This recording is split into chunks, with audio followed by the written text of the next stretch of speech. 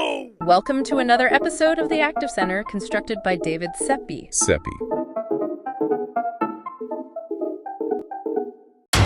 Welcome. Hello.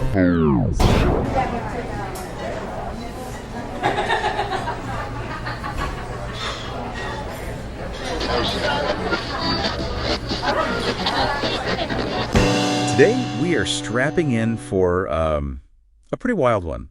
We're going deep on Swiftonomics at its absolute peak. The potential economic impact of a Taylor Swift and Travis Kelce wedding. We all know the splash will be massive, right?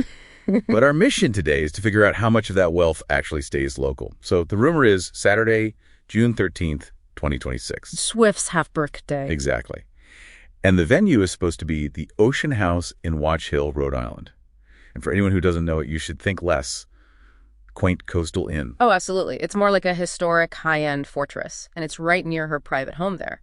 What's so fascinating here is that this isn't just another celebrity wedding. It's like a globally concentrated economic engine. An engine. We can look at, royal weddings. They consistently generate billions. This union, though, you're blending a global pop icon with an A-list NFL star. It could easily rival that or surpass it. But the key, like you said, is separating the hype from the hard dollars, the money that actually helps the community. Okay, so let's follow the money. We saw the scale with the Eras tour.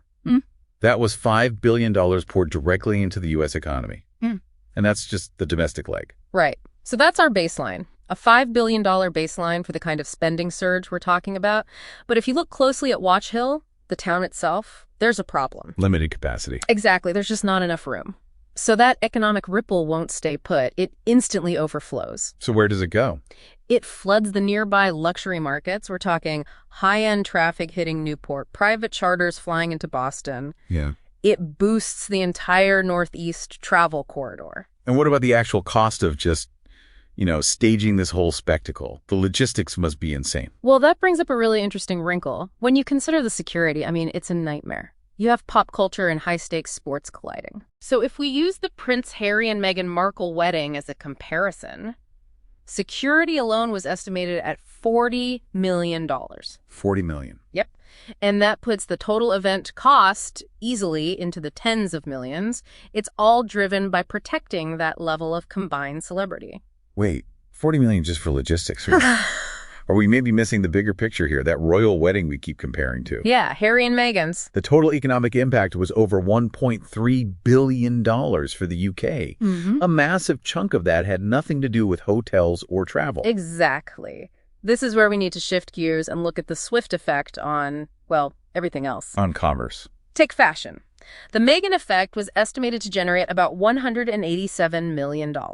Just from people buying similar clothes and accessories. Right.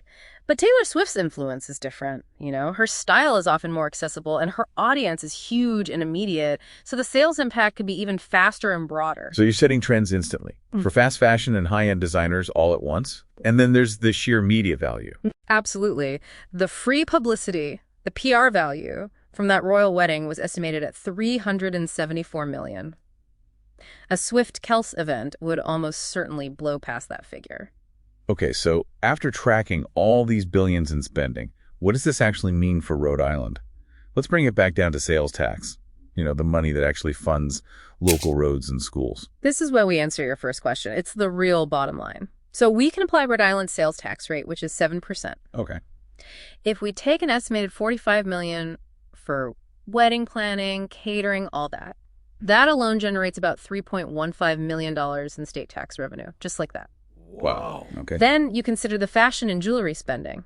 If we use that $187 million baseline from the Meghan effect... Which feels conservative for Taylor Swift. Very conservative, probably. But even with that number, it translates to another $13 million, roughly, in state tax revenue. So we're talking over $16 million in immediate direct revenue for the state.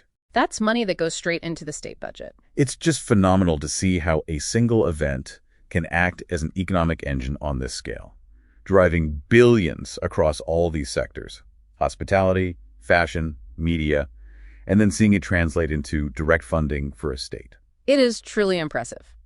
But here's a final, maybe provocative thought for you to consider. There is a huge difference between an event's total economic impact, that flashy $1.3 billion figure we talked about, and the specific, measurable, direct sales tax revenue that immediately benefits the local government. So when you're assessing the true value of hosting these massive global events, which metric should the local community really pay the most attention to?